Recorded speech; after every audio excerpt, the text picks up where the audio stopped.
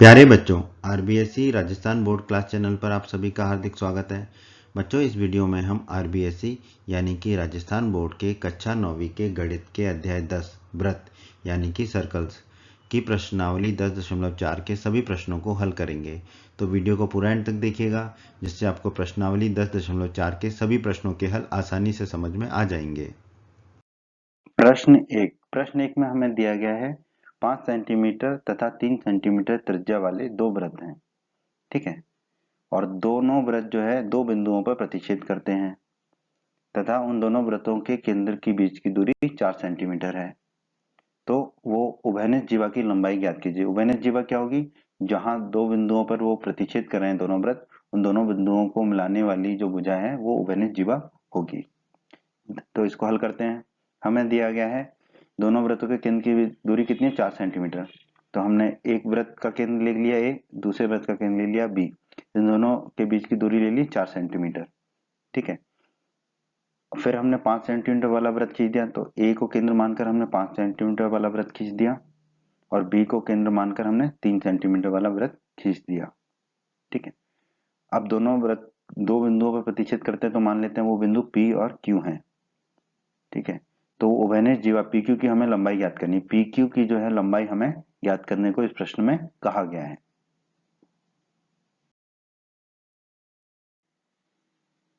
इस प्रश्न को हल करने के लिए हमें कुछ रचना करनी पड़ेगी। तो पहले हम वो रचना कर लेते हैं। केंद्र O और बिंदु P को जोड़ें। ए और पी को जोड़ा हमने। ए और पी क्या है? वृत्त की त्रिज्या है। कौन से वृत्त की त्रिज्या? जिसकी त्रिज्या 5 सेंटीमीटर है। तो एपी होगा 5 सेंटीमीटर, हमने 5 लिख दिया। फिर हम केंद्र ए और बिंदु क्यू को जोड़ेंगे। केंद्र ए और बिंदु क्यू को जोड़ा। ठीक है, ये भी क्या है? वृत्त की त्रिज्या है। तो वृत्त की त्रिज्या कितनी दे रखी है? 5 सेंटीमीटर। तो हमने 5 लिख दिया। फिर हम दूसरे वृत्त में जाते हैं। दूसरे वृत्त में बिंदु बी और केंद्र बी और बिंदु पी को जोड़ें। केंद्र बी और बिंदु पी को जोड़ा। तो बी पी क्या होगा? वृत्त की त्रिज्या कितनी दे रखी है? छोटे वृत्त की त्रिज्या 3 सेंटीमीटर। तो हमने 3 लिख दिया।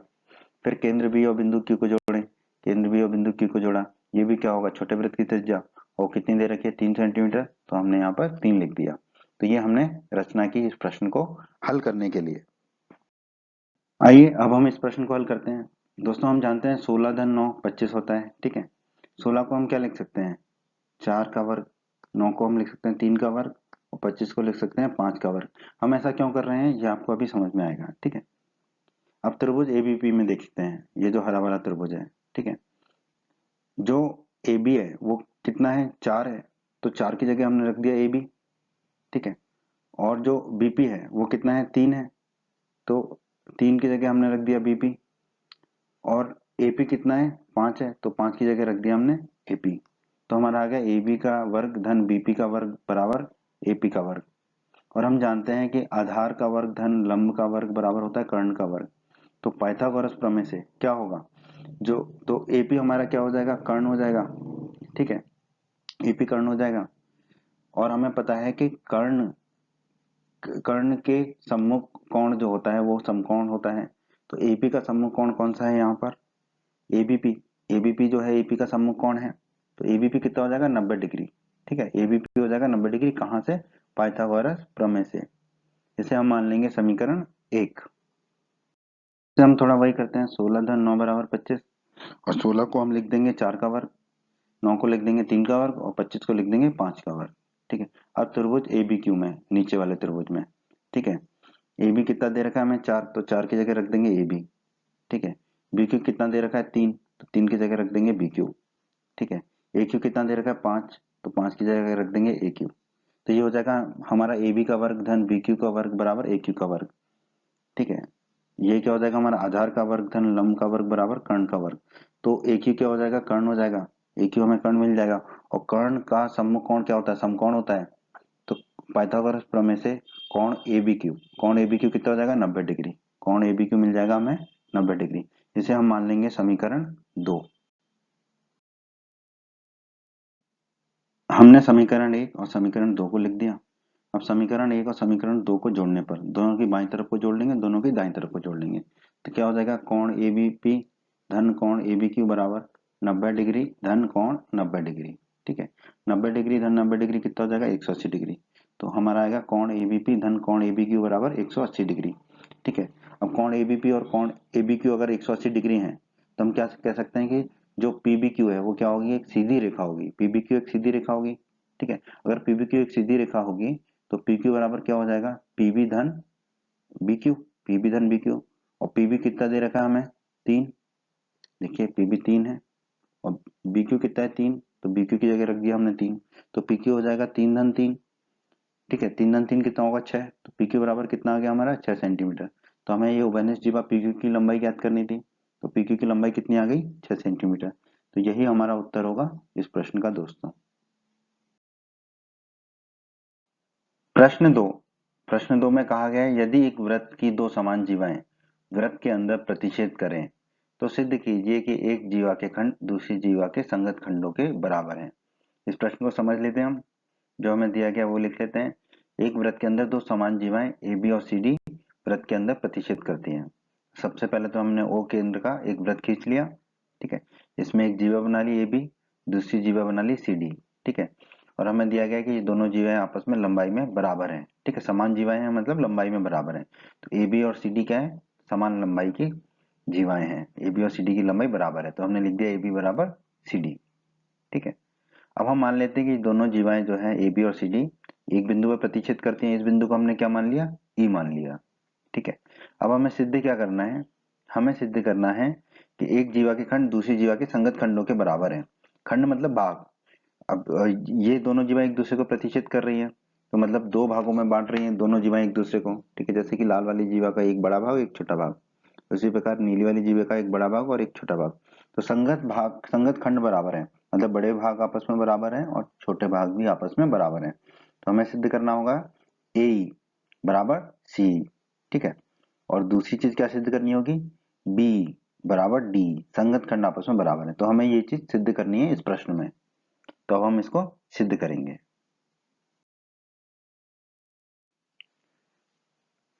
इस प्रश्न को हल करने के लिए हमें कुछ रचना करनी पड़ेगी, तो पहले वो रचना कर लेते हैं हम। केंद्र ओ से जीवा एबी पर ओएम लंब डाला, केंद्र ओ से एक लंब डाला जीवा एबी पर ओएम, ठीक है।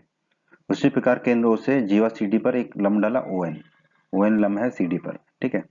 ओएन लंब डाला सीडी पर और केंद्र ओ को बिंदु ई से जोड़ दिया, केंद्र ओ को बिंदु ई से जोड़ दिया उपपत्ति। अब हम इसको सिद्ध करते हैं। जैसा कि हमने प्रमेय 10.6 के वीडियो में पढ़ा था, एक वृत्त की बराबर जीवाएं केंद्र से समान दूरी पर होती हैं, ठीक है। और आपने ये भी पढ़ रखा है कि एक रेखा की बिंदु से दूरी क्या होती है, उस रेखा पर बिंदु से डाला गया लंब, ठीक है।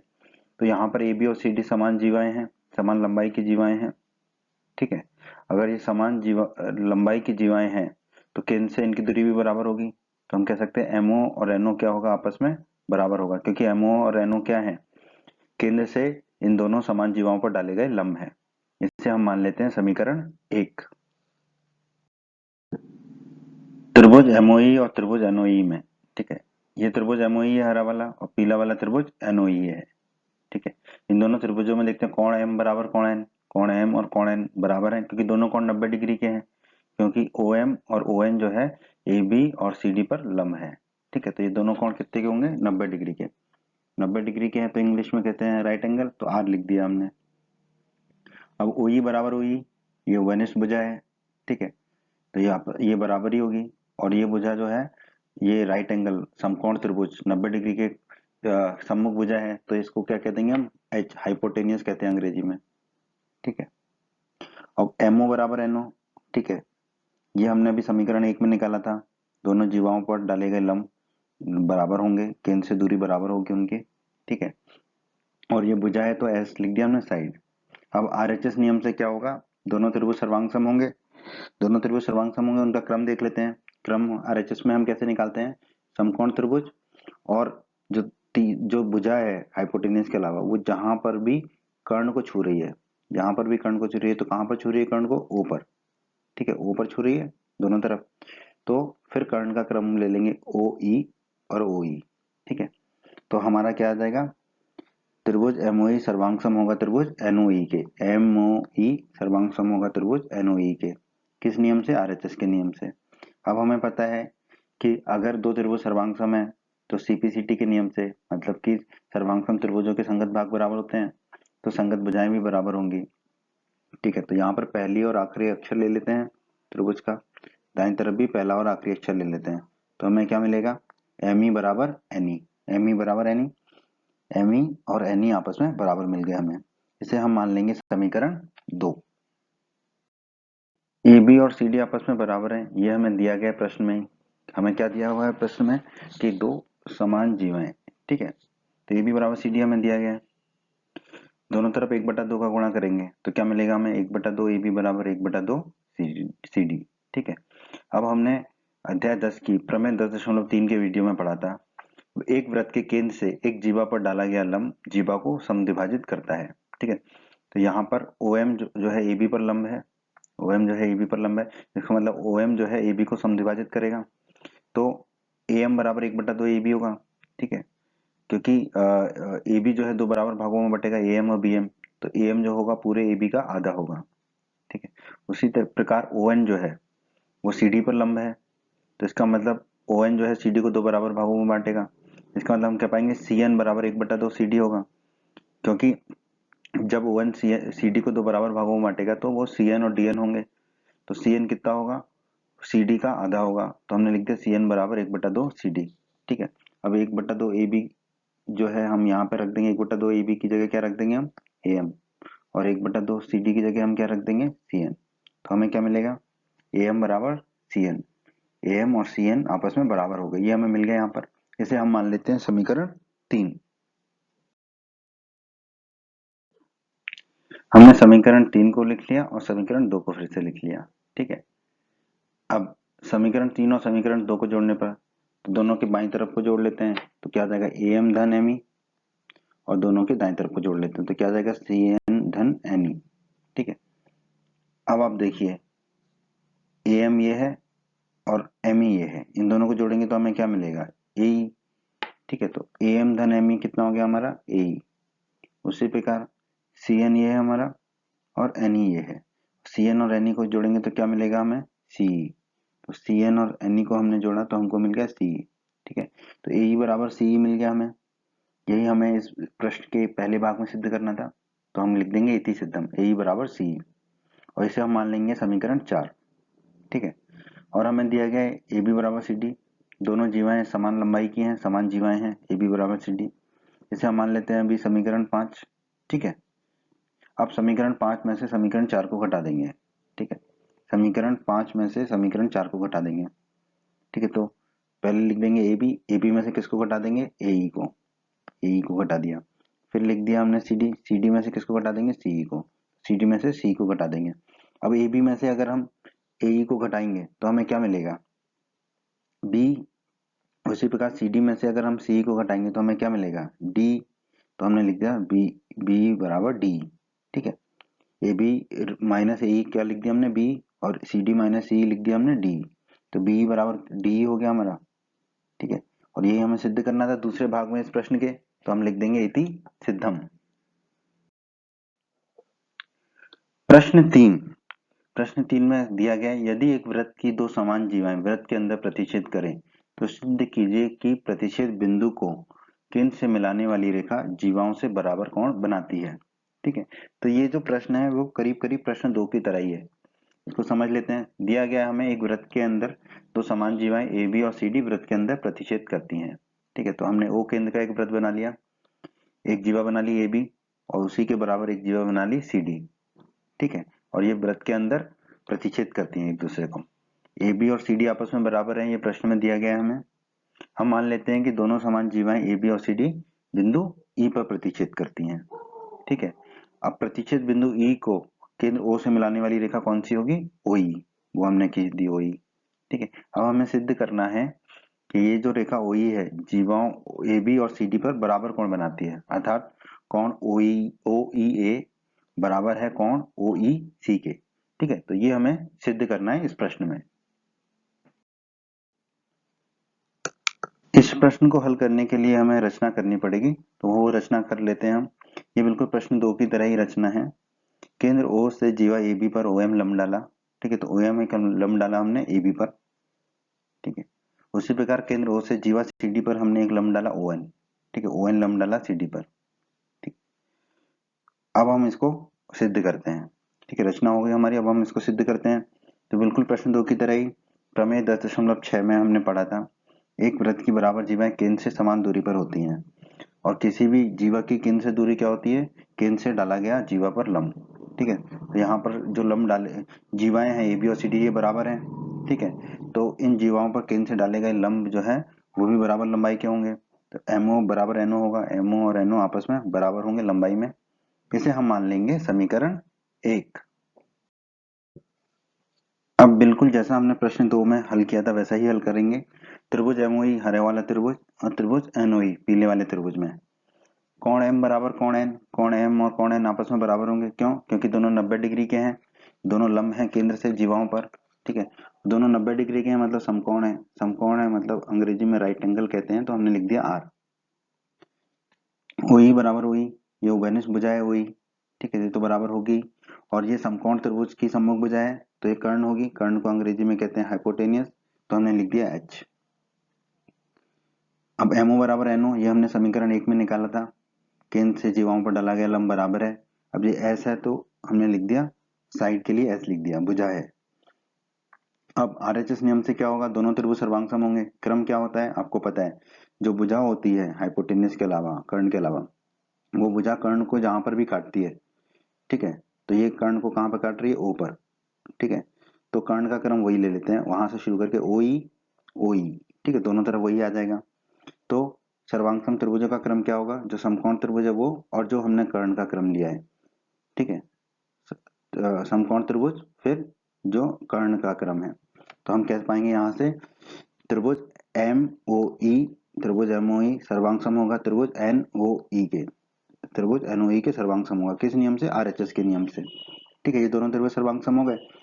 तो हमें पता है सीपीसीटी के नियम से सर्वांग सम त्रिभुजों के संगत भाग बराबर होते हैं, तो संगत कोण भी बराबर होंगे। तो अब आप देखिए, हम पहले अक्षर को आखिरी में ले जाएंगे तो क्या बनेगा, कोण ओ ई एम। फिर दाईं तरफ भी पहले अक्षर को आखिरी में ले जाएंगे तो क्या बनेगा, कोण ओ ई एन। तो कोण ओ ई एम बराबर कोण ओ ई एन होगा, कोण ओ ई एम और कोण ओ ई एन आपस में बराबर होंगे। अब कोण ओ ई एम जो है वो कोण, उसको हम कोण ओ ई ए लिख सकते हैं, बिल्कुल लिख सकते हैं, क्योंकि एम जो है ए पर ही स्थित है या ए बी पर ही स्थित है हम कह सकते हैं। तो कोण ओ ई एम को हमने लिख दिया कोण ओ ई ए, उसी तरह प्रकार कोण ओ ई एन को लिख दिया हमने कोण ओ ई सी। ठीक है, कोण ओ ई सी। और यही हमें सिद्ध करना था कि कोण ओ ई एम ओ ई ए और कोण ओ ई सी आपस में बराबर होंगे। तो हम कह सकते हैं इति सिद्धम, जो हमें सिद्ध करना था वो हमने सिद्ध कर दिया। प्रश्न 4 में हमें दिया गया है, यदि एक रेखा दो संकेंद्री वृत्तों, संकेंद्री वृत्तों का मतलब होता है एक ही केंद्र वाले वृत्त, ठीक है, जिनका केंद्र एक ही हो, समान केंद्र हो, को जिनका केंद्र ओ है, ए बी सी और डी पर प्रतिच्छेद करे काटे, तो सिद्ध कीजिए ए बी बराबर सी डी है। ठीक है, यहाँ पर हमें आकृति भी दी गई है। ठीक है, तो हमें क्या दिया गया, एक ही केंद्र ओ वाले दो वृत्त हैं। ठीक है, ओ केंद्र वाले दो वृत्त, एक ये लाल रंग का वृत्त और एक ये नीले रंग का वृत्त।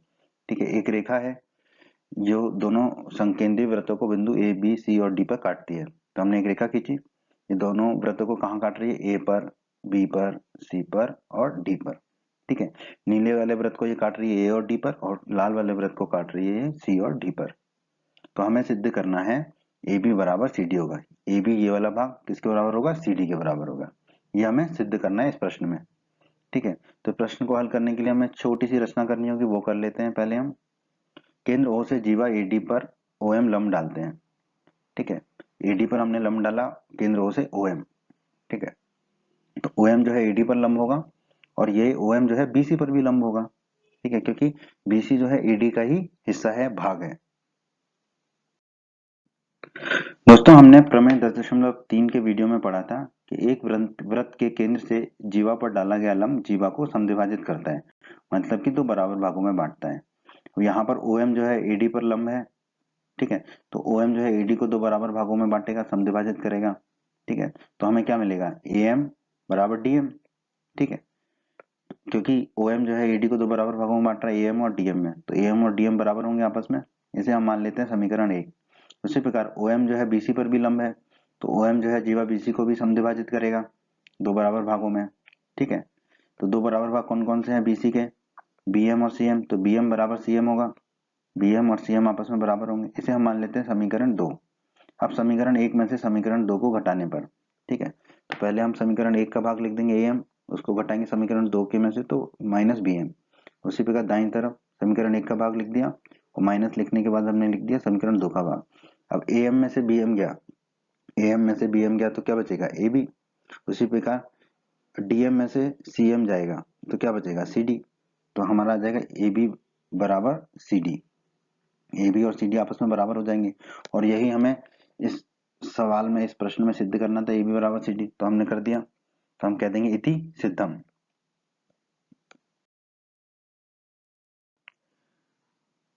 प्रश्न 5 में दिया गया है दोस्तों में एक पार्क में 5 मीटर त्रिज्या वाले वृत्त पर, इसका मतलब एक पार्क में 5 मीटर त्रिज्या वाला एक वृत्त है, पर खड़ी तीन लड़कियां उस वृत्त पर खड़ी हैं। उनका नाम है रेशमा, सलमा और मनदीप, खेल रही हैं वो। रेशमा एक गेंद को सलमा के पास, सलमा मनदीप के पास तथा मनदीप रेशमा के पास फेंकती है, मतलब तीनों एक दूसरे को वो गेंद फेंकते हैं। यदि रेशमा तथा सलमा के बीच और सलमा तथा मनदीप के बीच की दूरी 6 मीटर है तो रेशमा और मनदीप के बीच की दूरी क्या होगी। ठीक है, तो यहाँ पर जो याद रखने योग्य बात है वो ये है कि तीनों जो लड़कियां हैं वो वृत्त पर खड़ी हैं। ठीक है, वृत्त पर कहीं ना कहीं खड़ी हैं। ठीक है, तो हम इस प्रश्न को हल करते हैं, तो जो हमें दिया गया है उसे हम पहले लिख लेते हैं। ठीक है, हमें दिया गया है कि 5 मीटर त्रिज्या वाले वृत्त पर तीन लड़कियां रेशमा, सलमा और मनदीप खेल रही हैं। तो हमने एक वृत्त ले लिया 5 मीटर त्रिज्या वाला। ठीक है, इस वृत्त की त्रिज्या 5 मीटर है। मान लिया कि रेशमा वृत्त के बिंदु R पर खड़ी है। ठीक है, क्योंकि रेशमा R से शुरू होता है तो हमने R ले लिया। इसी प्रकार हमने मान लिया सलमा S बिंदु पर खड़ी है वृत्त के, और जो मनदीप है वो वृत्त के M बिंदु पर खड़ी है। अब हमें दिया गया है कि रेशमा तथा सलमा के बीच की दूरी 6 मीटर है और सलमा और मनदीप के बीच की दूरी भी 6 मीटर है। तो रेशमा और सलमा के बीच की दूरी हमें कितनी दी गई है, 6 मीटर। तो RS कितना होगा हमारा, 6 मीटर, तो हमने 6 लिख लिया। उसी प्रकार हमें दिया गया सलमा और मनदीप के बीच की दूरी भी 6 मीटर है। तो सलमा और मनदीप के बीच हमने एक भुजा खींच ली, रेखा खींच ली। ठीक है, तो ये जो बीच की दूरी है, ये जो भुजा की लंबाई है SM, ये भी कितना होगा, 6 मीटर। तो हमने 6 लिख दिया। अब हमें ज्ञात क्या करना है, ज्ञात हमें करना है इस प्रश्न में रेशमा तथा मनदीप के बीच की दूरी को। ठीक है, रेशमा और मनदीप के बीच की दूरी को ज्ञात करना है, तो वो दूरी क्या होगी, RM। ठीक है, ये जो RM है, नीली रेखा, ये हमें ज्ञात करना है इस प्रश्न में। ठीक है, तो अभी हमने प्रश्न को समझा, अब हम इसको हल करेंगे। इस प्रश्न को हल करने के लिए हमें कुछ रचना करनी होगी, तो हम पहले वो रचना कर लेते हैं। केंद्र O और बिंदु R को जोड़ें, O और R को जोड़ दिया हमने। केंद्र O और बिंदु M को जोड़ें, O और M को जोड़ दिया। केंद्र O और बिंदु S को जोड़ें, तो O और S को हमने जोड़ दिया। ठीक है, अब आप देखिए OR, OM और OS ये क्या है, ये एक वृत्त की त्रिज्याएं हैं।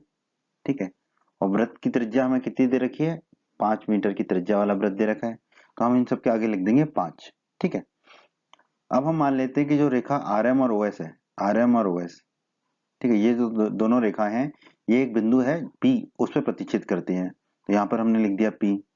ठीक है, अब केंद्र O से जीवा RS पर लंब डालते हैं OL, ये है आपकी RS जीवा। ठीक है, अब इस पर हम केंद्र O से लंब डाल देते हैं OL, एक OL हमने लंब डाल दिया इस जीवा पर। ठीक है, तो OL लंब हो गया RS पर, ये हमने रचना कर दी।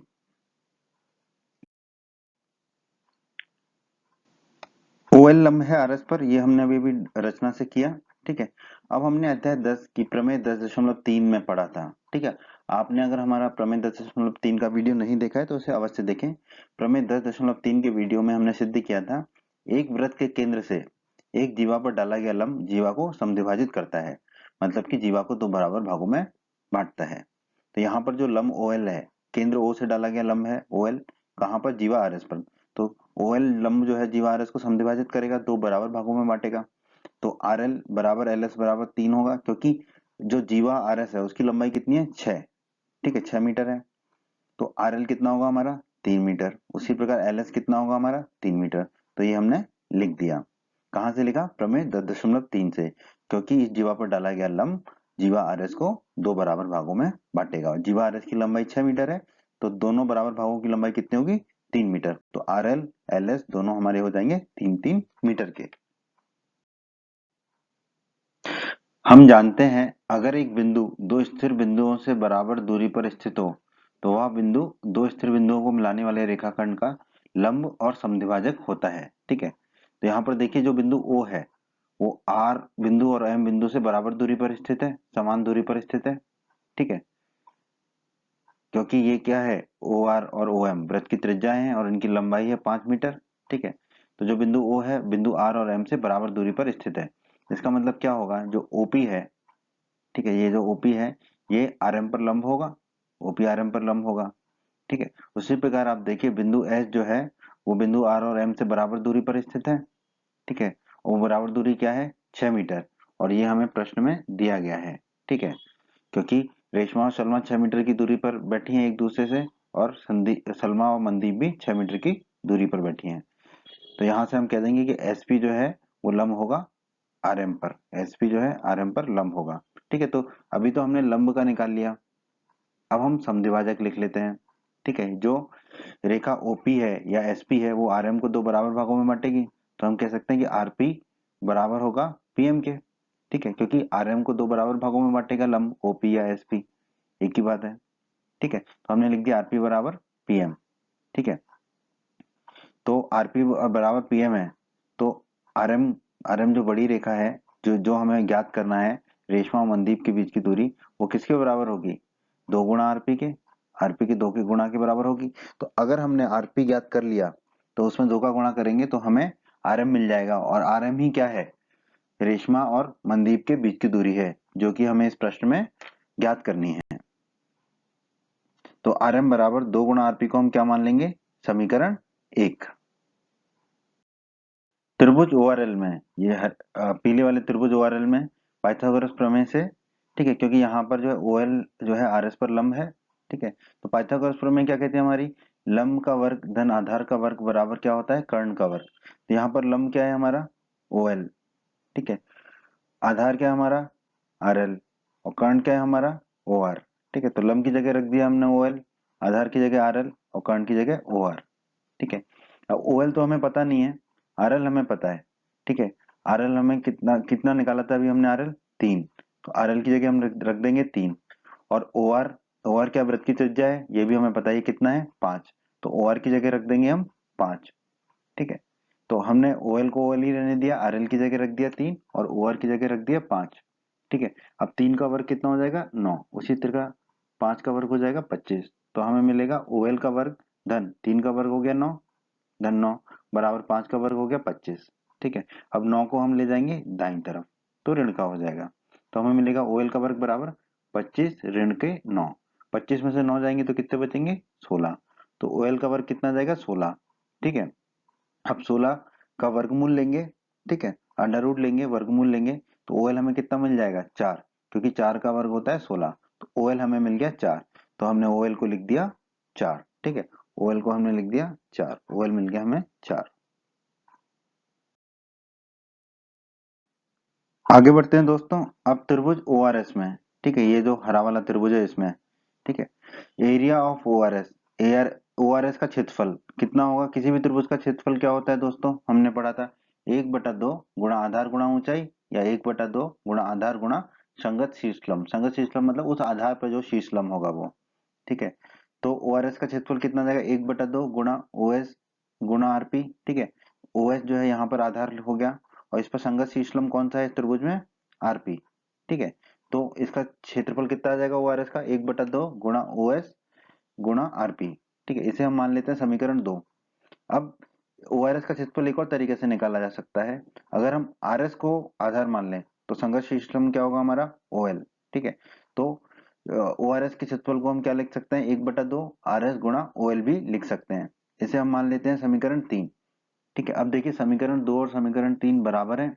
ठीक है, क्योंकि इनकी बाईं तरफ जो है वो क्या है, ओआरएस का क्षेत्रफल, ओआरएस का क्षेत्रफल, तो दोनों को हम बराबर कर देंगे, तो हम समीकरण 2 का दाईं तरफ लिख देंगे 1/2 गुणा ओएस गुणा आरपी, उसी प्रकार दाईं तरफ हम लिख देंगे समीकरण 3 का दायां तरफ वाला, तो हो जाएगा 1/2 गुणा आरएस गुणा ओएल।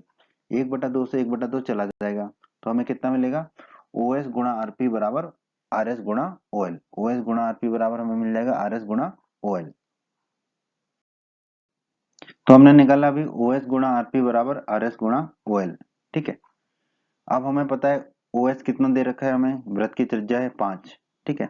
उसी प्रकार आर एस हमें दे रखा है 6, ठीक है। तो आर एस की जगह हम रख देंगे 6, और ओ एल जो है अभी हमने कितना निकाला 4, तो ओ एल की जगह रख देंगे हम 4।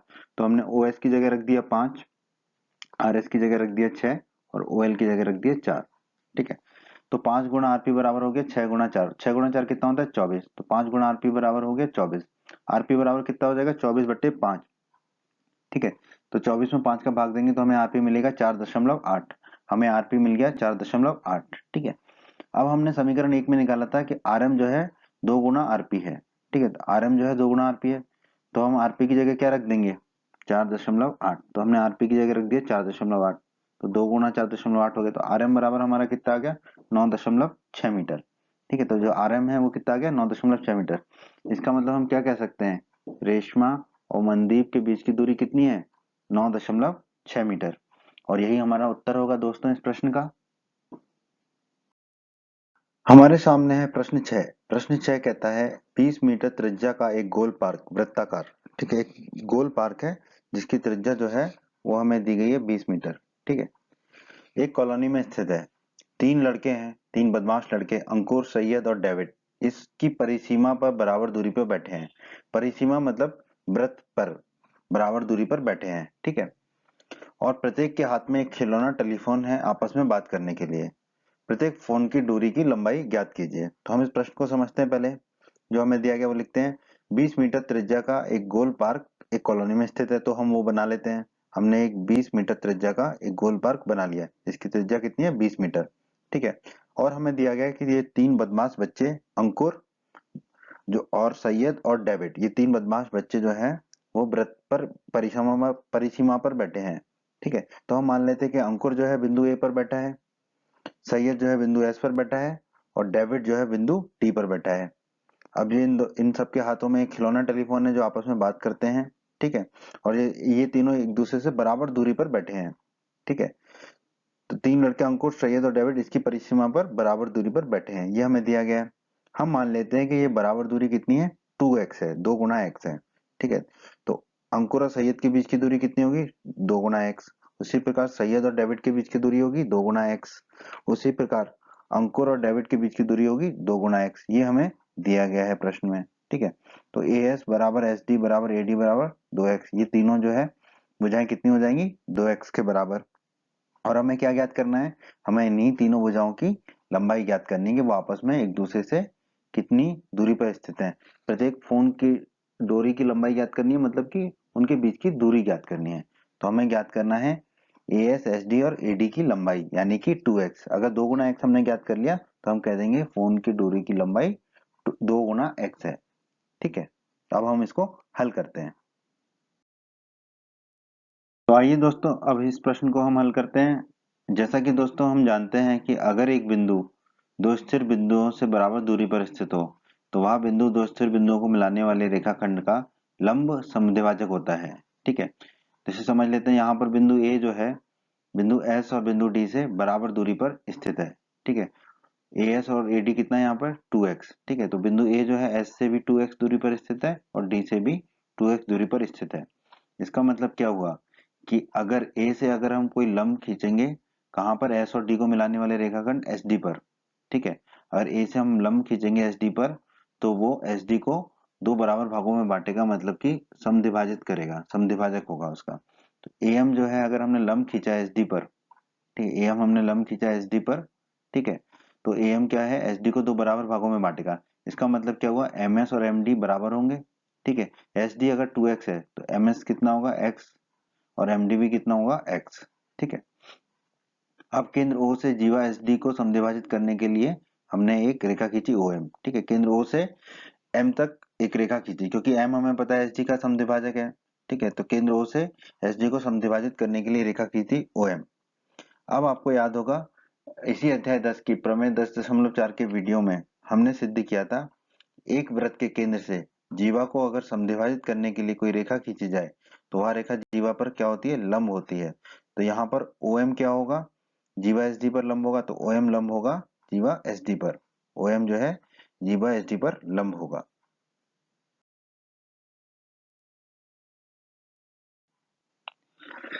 अब समकोण त्रिभुज एएमएस में, ठीक है, ये जो नीला वाला त्रिभुज है एएमएस, ये समकोण त्रिभुज है क्योंकि एएम और एएम जो है लंब है एसडी पर, ठीक है।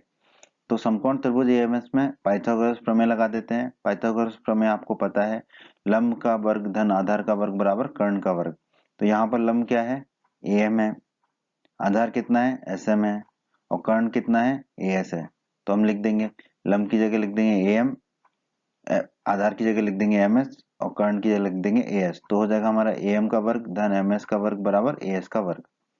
अब यहाँ पर एएम तो हमें पता नहीं है, लेकिन एमएस हमें पता है, एमएस कितना है, एक्स, तो एमएस की जगह रख देंगे हम एक्स। और हमें एएस पता है, एएस कितना है यहाँ पर 2x, 2 गुना एक्स, तो एएस की जगह रख देंगे 2x, 2 गुना एक्स। तो एएम के वर्ग को तो एएम के वर्ग ही रख दिया, एमएस को हमने रख दिया एक्स, तो हो गया एक्स का वर्ग। इसी प्रकार एक्स को रख दिया हमने 2 गुना एक्स, तो ये हो गया 2 गुना एक्स का वर्ग, ठीक है। अब 2 गुना एक्स का वर्ग कितना हो जाएगा, 4 गुना एक्स का वर्ग, ठीक है। 2 का वर्ग हो जाएगा 4 और एक्स का वर्ग हो जाएगा एक्स का वर्ग, ठीक है। तो ये हो जाएगा 4 गुना एक्स का वर्ग और ये हो जाएगा एक्स का वर्ग, ठीक है। अब एक्स के वर्ग को हम ले जाएंगे दाईं तरफ, तो एम का वर्ग बराबर आ जाएगा हमारा 4 गुना एक्स का वर्ग ऋण एक्स का वर्ग। 4 गुना एक्स के वर्ग में से एक एक्स का वर्ग गया तो कितना बचेगा, 3 गुना एक्स का वर्ग। तो एम वर्ग कितना आ जाएगा हमारा 3 गुना एक्स का वर्ग। तो एम कितना आ जाएगा हमारा √3 गुणा एक्स, एम आ जाएगा हमारा √3 गुणा एक्स। हमने अभी निकाला एम बराबर √3x, ठीक है। एओ बराबर 20 मीटर, क्योंकि एओ क्या है, वृत्त की त्रिज्या है, ठीक है। वो वृत्त का केंद्र है और ए जो है एक बिंदु है वृत्त पर, तो एओ क्या होगी, वृत्त की त्रिज्या, और वृत्त की त्रिज्या हमें दी गई है 20 मीटर, ठीक है। अब हम देखते हैं एओ धन ओ एम, ये दोनों मिलकर किसके बराबर होंगे, ए एम के। एओ हमें पता है 20 मीटर, तो एओ की जगह रख दिया हमने 20। ए एम हमें पता है √3x, तो ए एम की जगह रख दिया हमने √3x, ठीक है। अब ये 20 को हम ले जाएंगे दाईं तरफ, तो ओ एम हमारा कितना आ जाएगा, √3x ऋण का 20, तो हम ओ एम को लिख देंगे √3x ऋण का 20, ठीक है। अब त्रिभुज ओएमएस में, समकोण त्रिभुज ओएमएस में, ये जो पीला वाला समकोण त्रिभुज है ओएमएस, इसमें पाइथागोरस प्रमेय लगाएंगे।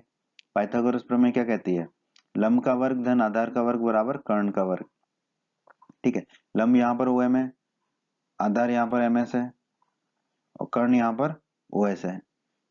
तो लंब की जगह रख देंगे ओएम, आधार की जगह एमएस और कर्ण की जगह ओएस, ठीक है। अब ओएम की लंबाई कितनी है, √3x ऋण 20, तो वो लिख दिया हमने। उसी प्रकार ms कितना है x, तो ms की जगह रख दिया x। उसी प्रकार os कितना है हमारा, os वृत्त की त्रिज्या है 20, तो os की जगह रख दिया हमने 20। अब दोस्तों बचपन में आपने एक सूत्र पढ़ा होगा, a माइनस बी का वर्ग कितना होता है, a का वर्ग धन b का वर्ग ऋण 2 गुना a गुना b। तो इसी सूत्र का भी हम उपयोग करेंगे। तो √3x ऋण 20 का वर्ग क्या हो जाएगा, √3x का वर्ग क्या हो जाएगा, 3 गुणा x का वर्ग। उसी प्रकार फिर धन b का वर्ग के लिए लिख देंगे 20 का वर्ग ऋण 2 गुणा, एक की जगह रख देंगे √3x, b की जगह रख देंगे गुणा 20, ठीक है। तो ये हो गया, फिर x का वर्ग तो x का वर्ग हो जाएगा और फिर 20 का वर्ग 20 का वर्ग हो जाएगा। अब यहाँ पर 20 के वर्ग से 20 के वर्ग को हम काट देंगे और 3 गुणा x का वर्ग धन x का वर्ग, ये दोनों मिलके क्या हो जाएंगे, 4 गुणा x का वर्ग, ठीक है। और बाकी क्या बचेगा, 2 गुणा 20 कितना हो जाएगा, 2 गुणा 20 40 हो जाएगा, तो 40 गुणा √3x हो जाएगा, बराबर कितना हो जाएगा, 0, 0, क्योंकि ये 20 का वर्ग कट चुका है इस 20 के वर्ग से। तो हमें मिलेगा 4 गुणा x का वर्ग ऋण 40 गुणा √3x बराबर 0। अब अगर हम 4x को कॉमन ले लें, ठीक है, दोनों में 4x कॉमन आएगा, दोनों पदों में हम देखेंगे तो, ठीक है। तो पहले पद में 4x कॉमन लिया तो क्या बचेगा, x, तो हमने लिख दिया x ब्रैकेट के अंदर।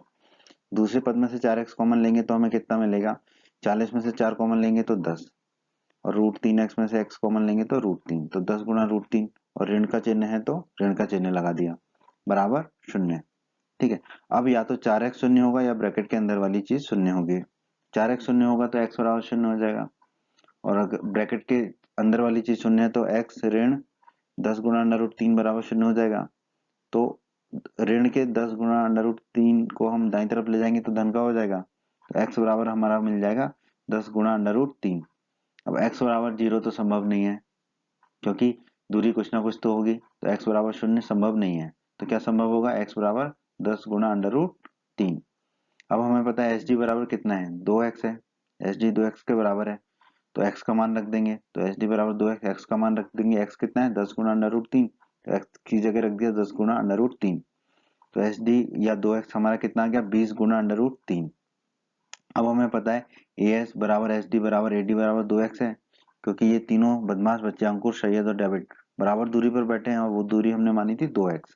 ठीक है, तो AS SD और AD कितना है 2x। 2x का मान हम निकाल चुके हैं 20 गुना √3। तो हम कह सकते हैं AS SD और AD किसके बराबर होगा, 20 गुना √3 मीटर के। तो यहाँ प्रश्न में हमें बताना था प्रत्येक फोन की डोरी की लंबाई कितनी है। तो प्रत्येक फोन की डोरी की लंबाई कितनी आ जाएगी, 20 गुना √3 मीटर। यही हमारे इस प्रश्न का उत्तर भी होगा दोस्तों। ये तीनों लंबाई आपस में बराबर होंगी और ये लंबाई कितनी है, 20 गुना √3 मीटर। यही हमारे इस प्रश्न का उत्तर है दोस्तों।